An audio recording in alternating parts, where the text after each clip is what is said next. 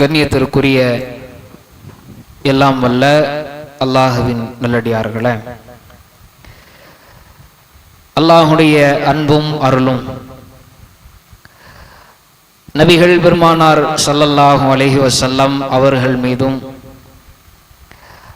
அவர்கள் வழியில் நடந்த உன்னத தோழர்கள் தோழியர்கள் மீதும் உலகில் வாழ்ந்து கொண்டிருக்கிற அனைத்து முஸ்லிம்கள் மீதும் உண்டாகட்டுமாக.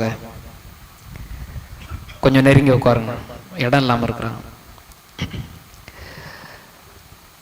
கண்ணியத்திற்குரிய எல்லாம் வல்ல அல்லாஹுவின் நல்லடியார்களே, இன்றைய ஜும்மா உரையில இஸ்லாம் கற்றுத்தரும் வீரம் என்ற தலைப்பு தேர்வு செய்யப்பட்டிருக்கிறது. இஸ்லாமிய மார்க்கத்தை பொறுத்தவரையில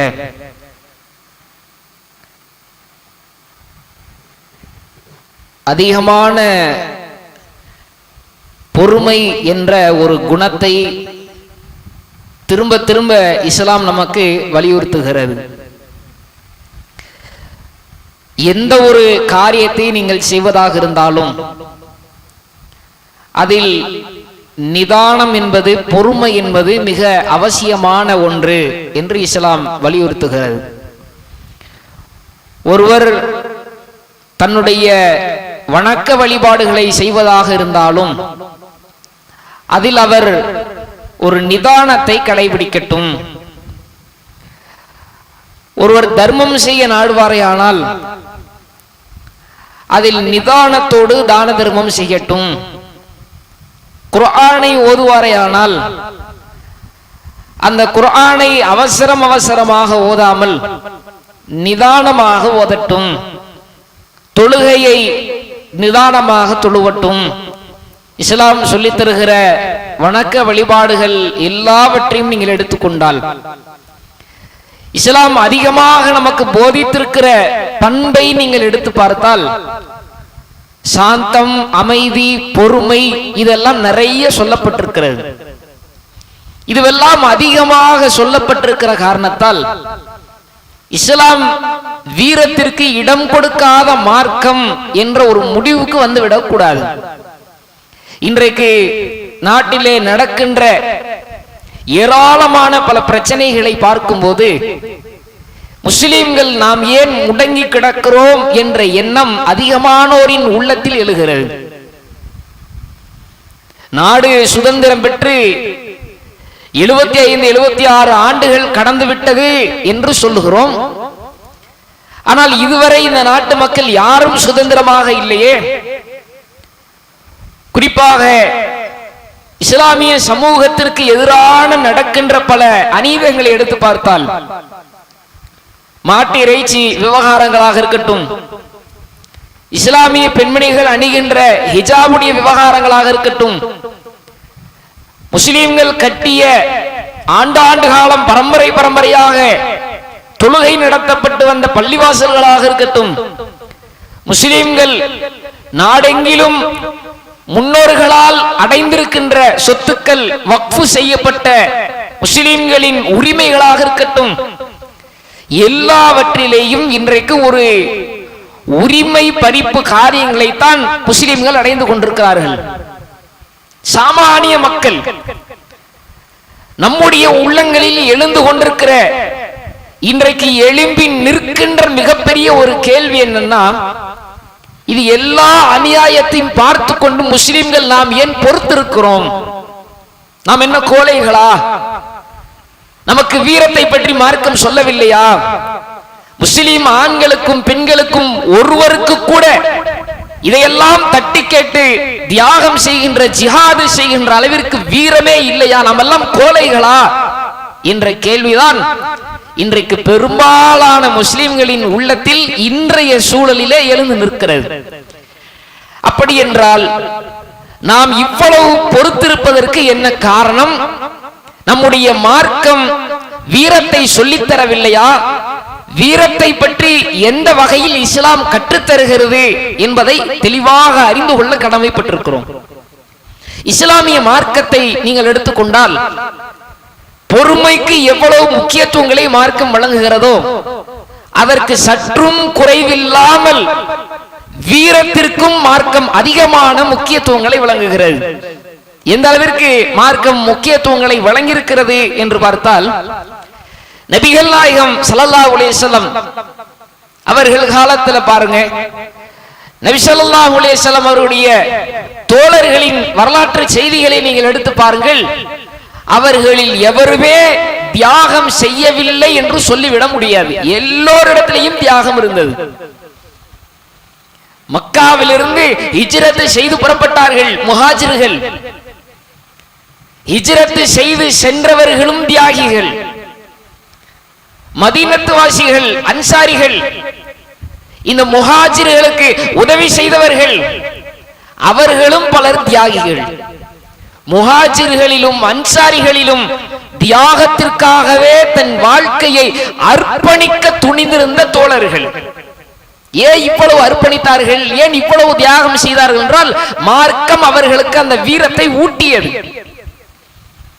நபிகள் நாயகம் ஸல்லல்லாஹு அலைஹி வஸல்லம் அவர்கள் முஅத்தா என்ற ஒரு யுத்தம், நபி ஸல்லல்லாஹு அலைஹி வஸல்லம் அவர்கள் தலைமை தாங்காமல், ரசூலுல்லாஹ் பங்கேற்காமல், நபிகள் நாயகம் கலந்து கொள்ளாமல் நடைபெற்ற ஒரு யுத்தம் முஅத்தா என்ற போர். முஅத்தா என்ற போர் நடப்பதற்கு முன்பாக நபிகள் நாயகம் ஸல்லல்லாஹு அலைஹி வஸல்லம் அவர்கள் அந்த போரை வழிநடத்தி செல்லக்கூடிய தளபதிகளை, தலைவர்களை ரசூலுல்லாஹி ஸல்லல்லாஹு அலைஹி வஸல்லம் அவர்கள் நியமிக்கிறாங்க. ஒருவர் இருவர் அல்ல, 3 தலைவர்களை நபி ஸல்லல்லாஹு அலைஹி வஸல்லம் அவர்கள் தீர்மானிக்கிறார்கள். 3 பேரையும் தீர்மானிக்கும் போது ரசூலுல்லாஹ் சொன்ன வார்த்தை என்ன தெரியுமா? இந்த ஜாஃபர் பின் அபி தாலிப் இருக்கிறாரே, இவர் உங்களுக்கு தளபதியாக, படை போர் தலைவராக இவர் இருப்பார். இவரை பின்தொடர்ந்து இவரின் ஆலோசனைக்கு கட்டுப்பட்டு இந்த அமீரின் முடிவை கேட்டுத்தான் நீங்கள் போர் புரிய வேண்டும். இவர்தான் உங்களை வழிநடத்தி செல்லும் அமீர். ரசூலுல்லாஹ் நியமிக்கிறாங்க.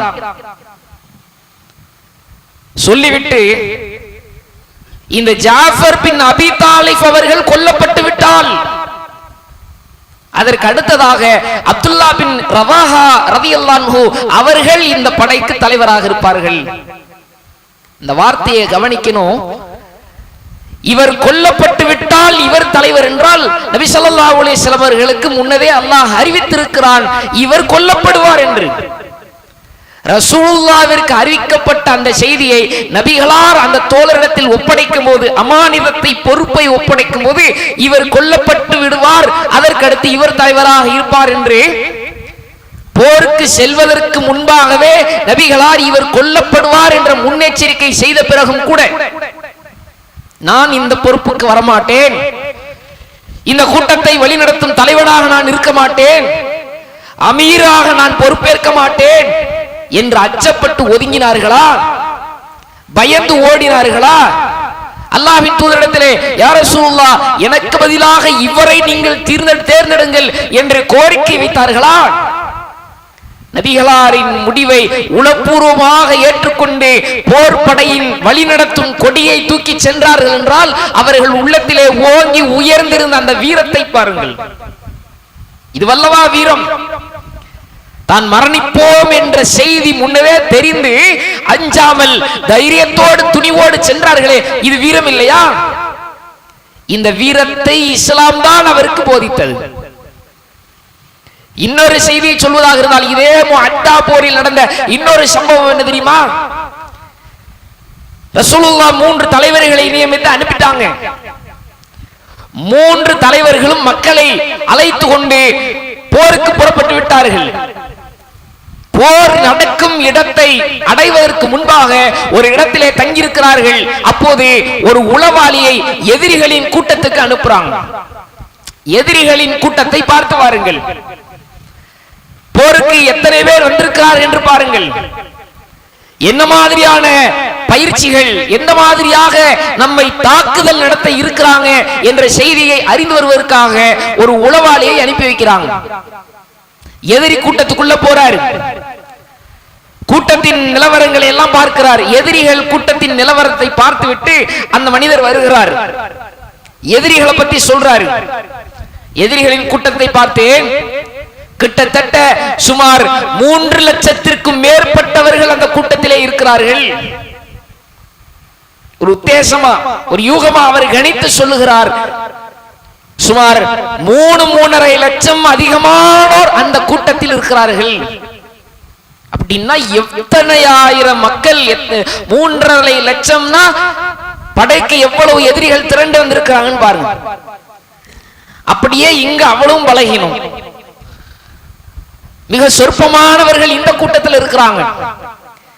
இப்ப என்ன செய்யறாங்கன்னா, நாம இங்கிருந்து அல்லாஹ்வின் தூதரிடத்திலே கடிதத்தின் வழியாக ஒரு ஆலோசனை கேட்போம், அல்லது இங்கிருந்து ஒரு நபரை ரசூலுல்லாஹ்விடத்தில் அனுப்புவோம், மதீனாவிற்கு அனுப்புவோம்.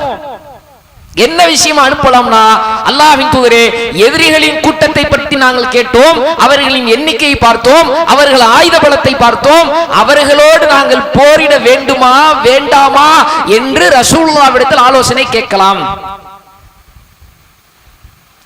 இல்ல ஆலோசனை கேட்க வேண்டாம், போர் புரியணுமா வேண்டாமான்னு கேட்க வேண்டாம்.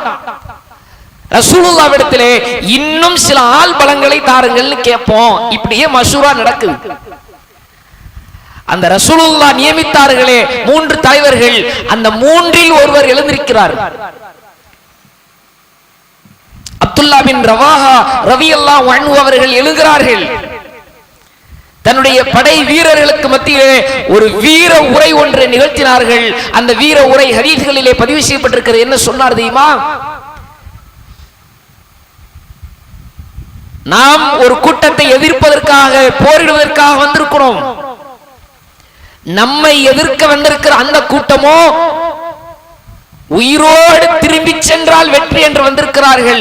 ஆனால் நாம் வந்திருப்பதோ மரணித்தால் வெற்றி என்று வந்திருக்கிறோம். இங்கே பின்வாங்குதல் அல்ல, ஆள்பலத்தை கேட்பதும் அல்ல, இருக்கும் படையோடு எதிரிகளை மோதுவோம், வெற்றியை அல்லாஹ் தருவான் என்று ஒரு வீர உரையோடு அப்துல்லா பின் ரவாஹா அவர்கள் தன் தோழர்களை அழைத்து செல்லுகிறார்கள்.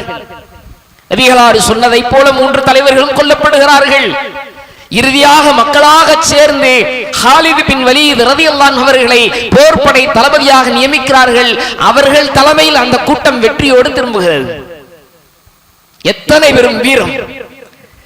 வீரத்திற்கு எந்த குறையும் அல்ல. வீரம் என்ற இந்த செயல் யாருடைய வாழ்க்கையிலும் பஞ்சமும் இல்லை. அத்தனை பெரும் வீரர்களாக உருவாக்கி வைத்திருந்தார்கள் ரசூலுல்லாஹ். ஏனென்றால் மார்க்கம் வீரத்தை போதிக்கிறது. பொறுமையாவே இரு இஸ்லாம் சொல்லலையே. அடித்தாலும் பொறுமை, கொன்றாலும் பொறுமை, உரிமைகளை பறித்தாலும் பொறுமை, எல்லாத்திலும் பொறுமையா இருக்கணுமா? அப்படி மார்க்கம் சொல்லவில்லை. பொறுமைக்கு ஒரு எல்லையை ரசூலுல்லாஹ் விதித்தார்கள்.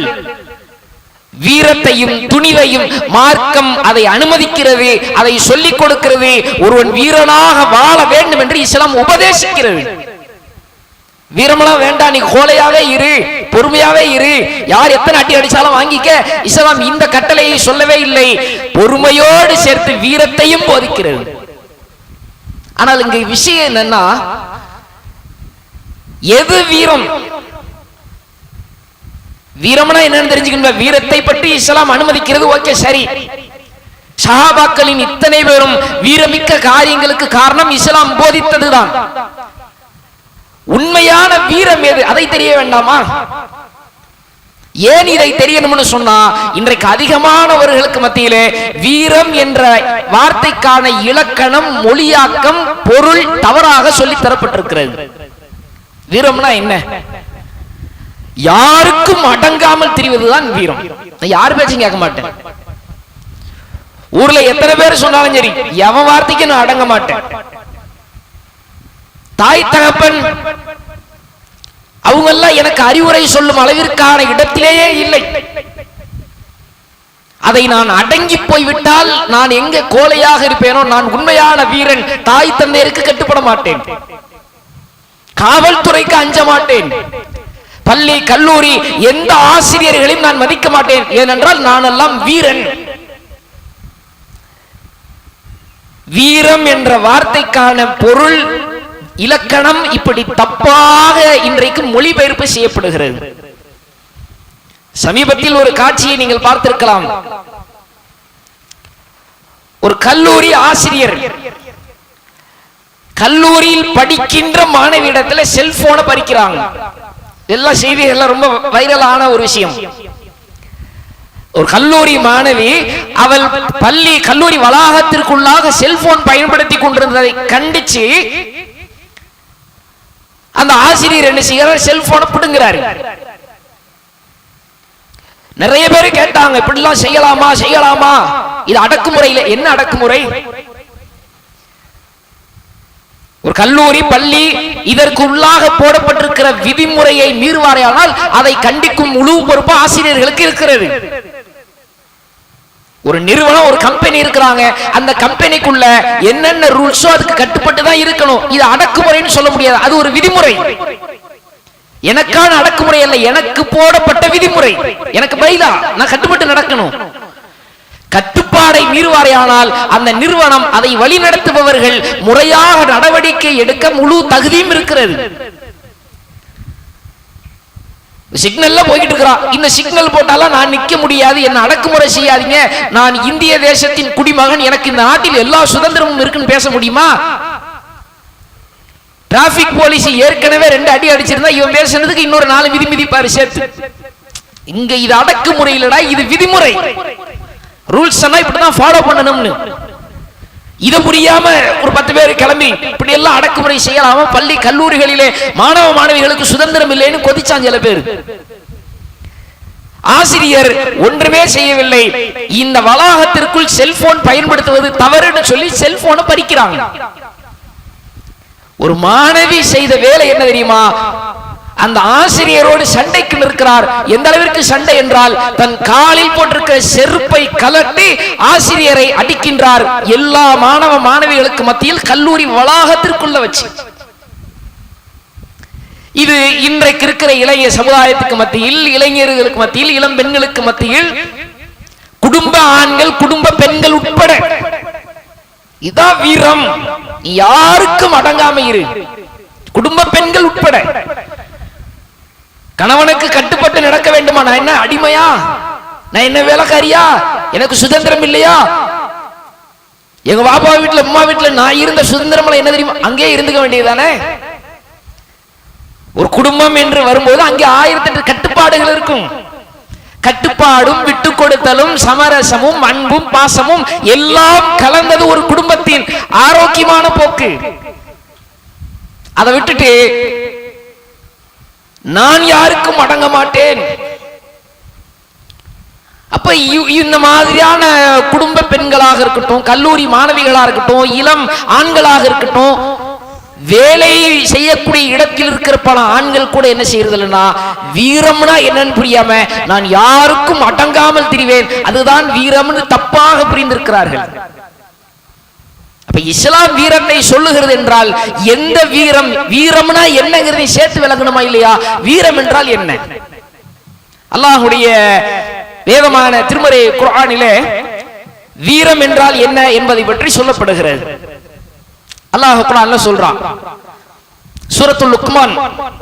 லுக்மான் என்கிற ஒரு நல்ல அடியார், அவர் நபி இல்ல, ஒரு நல்ல அடியார். அந்த நல்ல அடியார் என்ன செய்கிறார், தன்னுடைய மகனுக்கு சில அறிவுரைகளை சொல்றார். லுக்மானுடைய 17வது ஆயத் அல்லாஹ் சொல்லுகிறான், யா புனைய. லுக்மான் தன் மகனுக்கு சொன்னதாக அல்லாஹ் சொல்லுகிறான், யா புனைய, என்னுடைய அருமை மகனே, அகீமுஸ் ஸலாத், நீ தொழுகையை நிலைநிறுத்து. வஅமுர் பில் மஅரூஃபி வ அன்ஹ அனில் முன்கர், நன்மையை ஏவு, தீமையை தடு. வஸ்பிர் அலா மா அஸாபக், அதன் வழியாக ஒரு சிரமம் உனக்கு வருமே, அந்த சிரமத்தை நீ பொறுத்துக்கொள். இன்ன ذالک மின் அஸ்மில் உமூர், இதுதான் வீரம் மிகுந்த காரியம். வீரம்னா என்னன்னு அல்லாஹ் சொல்லும்போது 10 பேரை அடிச்சு வீழ்த்துறவன் வீரன் இல்ல, யாருக்கும் அடங்காமல் திரிவேன் என்பவன் வீரன் அல்ல. நான் எடுத்த முடிவை எத்தனை பேரையும் வீழ்த்தி அதை நிறைவேற்றுவேன் என்பது அது வீரம் அல்ல. வீரம் என்றால் என்ன என்பதை அல்லாஹ் சொல்லுகிறான்.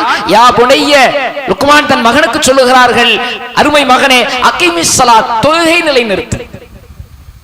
உன்னுடைய ஐவேளை தொழுகைகளை நீ சரிவர கடைபிடி.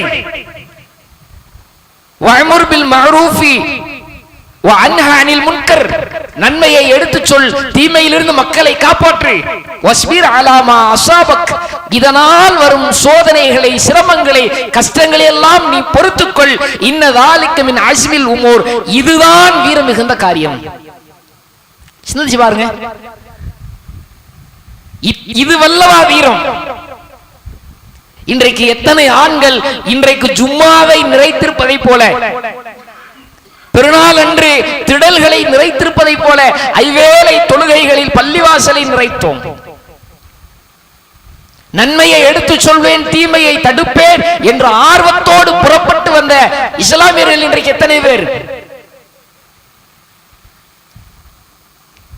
அப்படி என்றால் அந்த தைரியம், அந்த துணிச்சல் ஏன் உள்ளத்துக்குள்ள வரல? எதிரியை எதிர்த்து நிக்கணும், உண்மைதான். முதல் எதிரி யாரு? சைத்தான் அல்லவா? தொழ வேண்டாம் அப்படின்னு தடுக்கிறான். தொழுகைக்கு சென்றால் நேரத்தை காட்டி பயமுறுத்துகிறான். இந்த நேரத்தை வீணடிக்க போறியா அப்படின்னு நேரத்தை காட்டி பயமுறுத்துகிறான். தொழுகைக்கு சென்றால் வியாபாரத்தை காட்டி பயமுறுத்துகிறான். தொழுகைக்கு சென்றால் உடல் சோர்வை காட்டி பயமுறுத்துகிறான். தொழுகைக்கு சென்றால் வெவ்வேறு பல காரணங்களை ஷைத்தான் நம் கண்களுக்கு மத்தியில் கொண்டு வருகிறான். முதல் எதிரியான ஷைத்தானை எதிர்த்து நிற்கும் தைரியம், துணிச்சல் நம்ம எத்தனை பேருக்கு இருக்கு? தகப்பனை எதிர்ப்பேன், தாயை எதிர்ப்பேன், ஆசிரியரை எதிர்ப்பேன், காவல்துறை எதிர்ப்பேன், ஒட்டுமொத்த அரசாங்கத்தையும் எதிர்ப்பேன், அவ்வளவு தைரியம் என்றால் ஷைத்தானை எதிர்க்கும் தைரியம் யாருக்கு இருக்கு? முதல் எதிரி அவன் அல்லவா? முதல் விரோதி அவன் அல்லவா? அவனை எதிர்க்கும் தைரியத்தை ஏன் வளர்க்கவில்லை? லுக்மான் தன் மகனுக்கு அதைத்தான் சொல்றாங்க, தொழுகை நிலைநாட்டு என்றால் தொழுகையை கெடுக்கும் ஷைத்தானை எதிர்த்து நில். நன்மையை ஏவு, தீமையை தடு என்றால் நன்மையை ஏவும் போதும் தீமையை தடுக்கும் போதும் ஒரு சோதனை வருகிறதே, அதை ஷைத்தான் உனக்கு அச்சமூட்டுகிறான், பயமூட்டுகிறான், அவனை எதிர்த்து நில். இது துணிச்சல். சொல்லிட்டு கடைசியா சொன்னாங்க, இன்ன அஸ்மில் உமூர், இதுதானப்பா வீரம், இதான தியாகம், இதான உறுதியான செயல். அப்ப வீரம்னா என்னங்கிறது அல்லாஹ் குர்ஆனிலே அற்புதமாக நமக்கு எடுத்து சொல்லுகிறான். அதே மாதிரி குர்ஆன்ல இன்னும் பாருங்க, சூரா அஷ்-ஷூரா 43வது வசனம். இந்த வசனத்தில் அல்லாஹ் சொல்றா, வலமன் ஸபர கஃபர இன்ன ذلك லமின் அஸ்மில் உமூர். மக்களுக்கு அநியாயம் செய்கிறான், மக்களுக்கு ஒரு அநியாயம் பண்றான், நியாயமின்றி நடக்கிறான், அவர்களை நீங்கள் தண்டிக்க அனுமதி பெற்றவர்கள். நீங்க தண்டிக்கிறார் நேரடியா தண்டிக்கிறது இல்ல. இஸ்லாமிய குற்றவியல் சட்டத்தின்படி, ஒரு நாட்டின் சட்டத்தின்படி அவனை குற்றவாளி கூட்டில் நிறுத்தி ஜனநாயக அடிப்படையில் கண்டிப்பது. கொலை பண்ணிட்டானா நேரடியா நாம கொலை செய்யறது இல்ல, அவனை குற்றத்தின் முன் நிறுத்தி தண்டனை வாங்கி கொடுப்பது. இந்த குற்றத்தை இவன் செய்தான் நிரூபித்து தண்டனை வாங்கி கொடுப்பது. இதில் நீங்கள் அதிகாரம் பெற்றவர்கள், உங்களுக்கு முழு உரிமை, முழு சுதந்திரம் இருக்கிறது.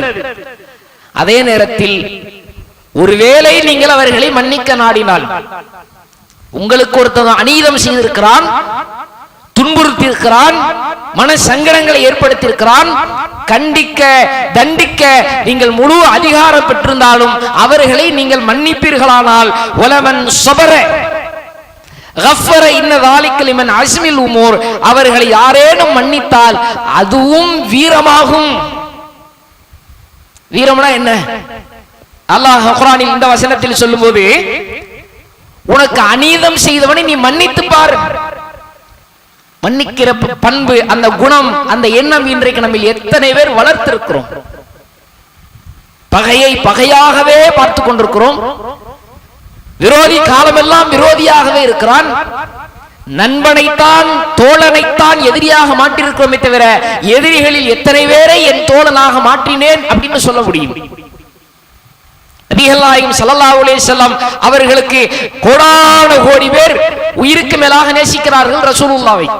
இருந்தே ரசூல் ஸல்லல்லாஹு அலைஹி வஸல்லம் அவர்களை பார்த்து பார்த்து நேசித்து வளர்ந்தவர்களா? நபிகள் நாயகம் எதிரிகளாக இருந்தவர்கள்.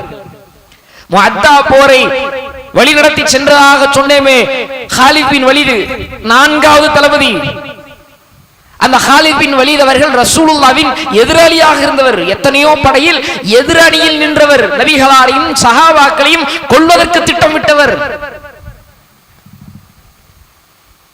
அவர்கள்லாம் ரசூலுல்லாஹி ஸல்லல்லாஹு அலைஹி வஸல்லம் அவர்கள் தோழர்களாக மாற்றியதை பார்க்கிறோம். சுமாமா என்பவரை நபிகளார் தோழராக மாற்றியதை பார்க்கிறோம்.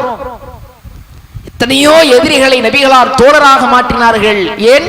மன்னிக்கும் என்ற அந்த ஒரு பண்பை வைத்து. நபி ஸல்லல்லாஹு அலைஹி வஸல்லம் அவர்களிடத்துல ஒரு மனிதர் வர்றாரு.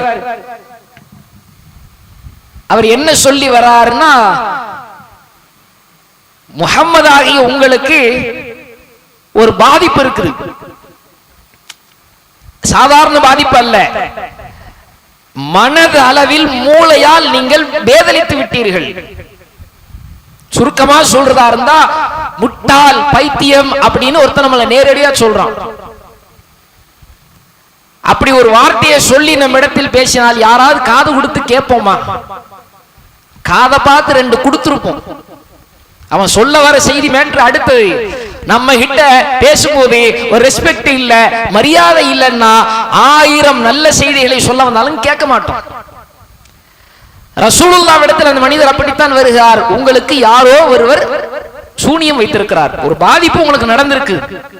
அந்த பாதிப்பின் காரணமாகத்தான் நீங்கள் தூதர் என்கிறீர்கள், விண்ணுலகம் சென்றதாக சொல்லுகிறீர்கள், அல்லாஹ்விடமிருந்து வஹி வேதம் எனக்கு வருகிறது என்கிறீர்கள்.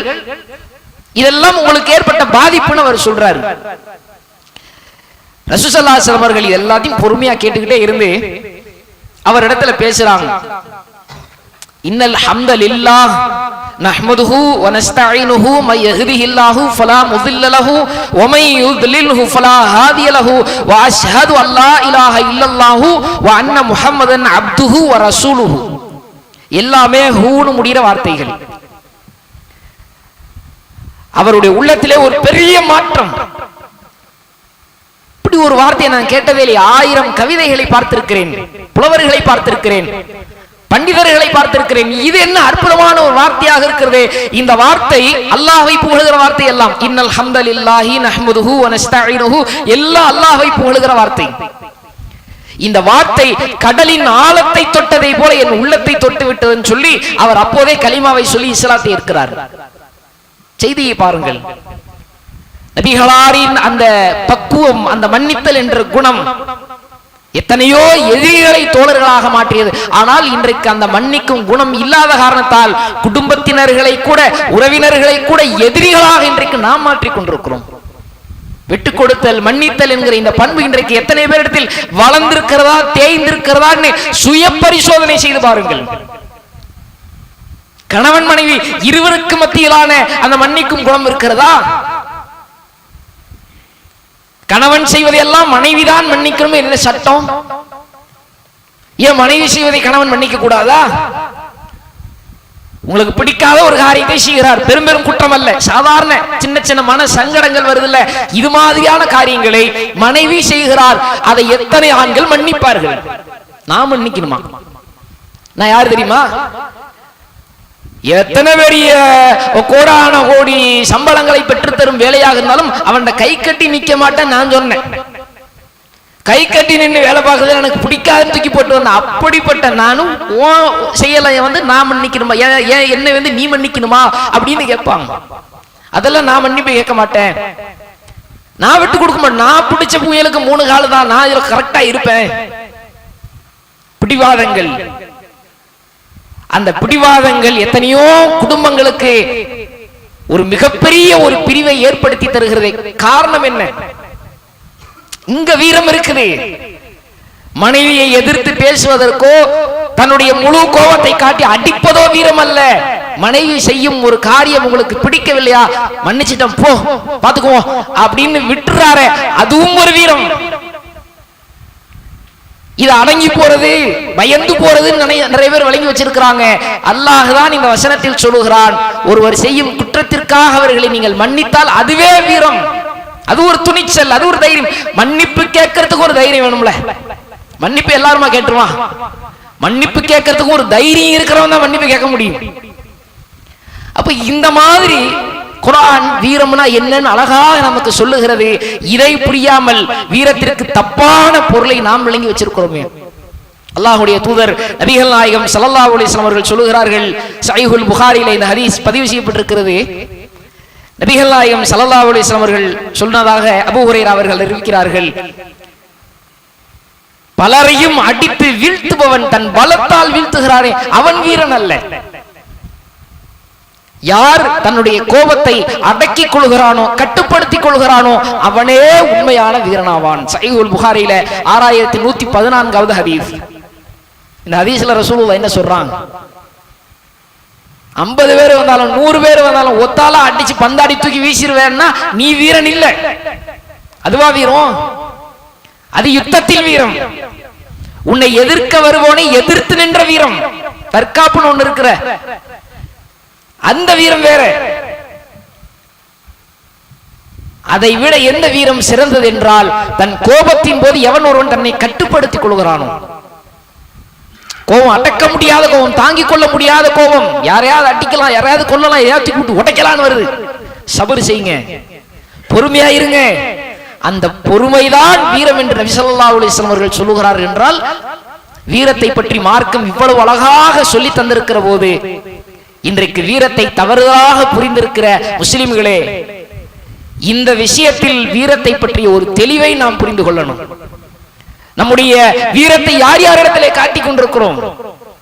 பிள்ளைகளிடத்துல வெளியில ஒரு கோபம் இருக்கும், அந்த கோபத்தினுடைய அப்படியே மொத்த செய்திகளையும் தன்னுடைய வீரமாக மாற்றி அதை பிள்ளைகளிடத்தில் வெளிப்படுத்துவார்கள், மனைவியிடத்தில் வெளிப்படுத்துவார்கள், தாய் தந்தையிடத்தில் வெளிப்படுத்துவார்கள், தன்னிடத்தில் பணியாற்றுகிற பணியாளரிடத்தில் வெளிப்படுத்துவார்கள். இதுவா வீரம்?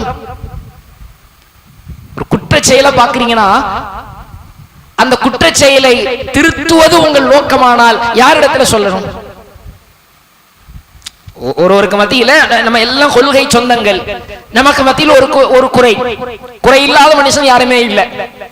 இங்க யாரும் மலக்குகளும் இல்ல, மலக்குகளுக்கு வாரிசும் இல்ல, வானுலகத்திலிருந்து குதித்தவர்களும் அல்ல, எல்லாம் ஒருவருக்கு பிறந்த மனிதர்கள். ஹுலிகல் இன்சானல் தஈஃபா, அனைவருமே பலகீனமானவர்கள், குறை இல்லாதவர்கள் யாரும் இல்ல. குறை இருக்குல்ல, இந்த குறைய ஒருத்தர் பாக்குறாரு, இவன் இந்த மிஸ்டேக் இருக்குத, யாருகிட்ட சொல்லணும்?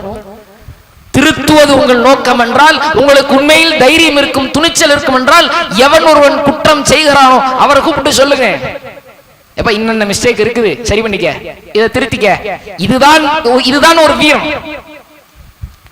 இதை விட்டுட்டு என்ன செய்வாங்கன்னா, வெளியில போய் 4 பேர்கிட்ட பேசுவாங்க, அவன் இப்படி இருக்கிறான், இந்த மாதிரி பண்றான், அவன் ஆள் நடவடிக்கை சரியில்லை, ஆளு உடை சரியில்லை, பேச்சு சரியில்லை, காசியெல்லாம் சம்பாதிச்சு என்ன பண்றான்னு தெரியல. ஒரு குற்ற செயலை, ஒருவனிடத்திலே இருந்த ஒரு தவறை நேருக்கு நேராக சொல்லக்கூட தைரியம் இல்லை, துணிச்சல் இல்லைன்னா நீங்கள் திருத்துவேன் என்று நினைப்பதே வேஸ்ட். 4 பேர்கிட்ட சொல்றதுக்கு பதிலா உண்மையிலே தைரியம் உள்ள ஒரு மூமின் என்ன செய்யணும்? குற்றம் செய்பவன்கிட்ட போய் சொல்லணும்.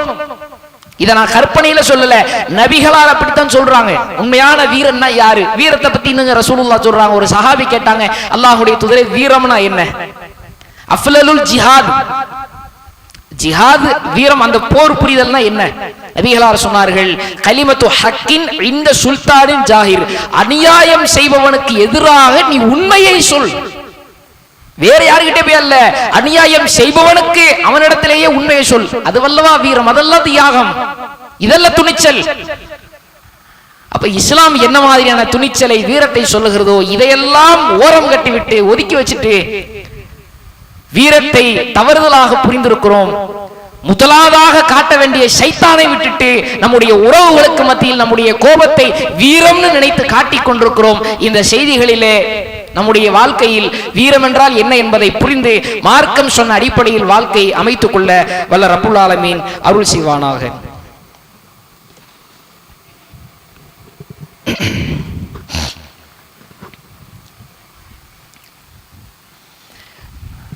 கண்ணியத்திற்குரிய எல்லாம் வல்ல அல்லாஹுவின் நல்லடியார்களே,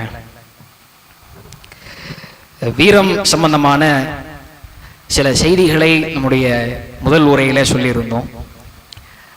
சொன்னதற்கான முக்கியமான காரணம், இன்றைய கால சூழ்நிலையில குறிப்பாக இந்திய நாட்டில் இஸ்லாமியர்களின் நிலையை பொறுத்தவரையில் இரண்டாம் தர குடிமக்கள் என்பதையும் தாண்டி சொந்த நாட்டிலேயே நசுக்கப்படுகின்ற, சுதந்திரங்கள் பறிக்கப்படுகிற, குரல் வலைகள் நெரிக்கப்படுகிற ஒரு ஆபத்து நிறைந்த காலகட்டத்தில் நாம் வாழுகிறோம் என்பதில் எந்த சந்தேகமும் இல்லை. இதை அச்சமூட்டி பயமூட்டி உங்களை எச்சரிப்பதற்காக சொல்லவில்லை, நாட்டின் உண்மை நிலவரங்களை புரிந்து கொள்வதற்காக சொல்லுகிறேன். இதான் இந்த ஆபத்துகள் நிறைந்த காலத்தில் தான் இப்போது இருக்கிறோம். இந்த நேரத்தில் நடக்கின்ற அநீதங்களை எதிர்த்து சில பேர் சமூக வலைதளங்கள்ல பதிவுகள் இடுறாங்க.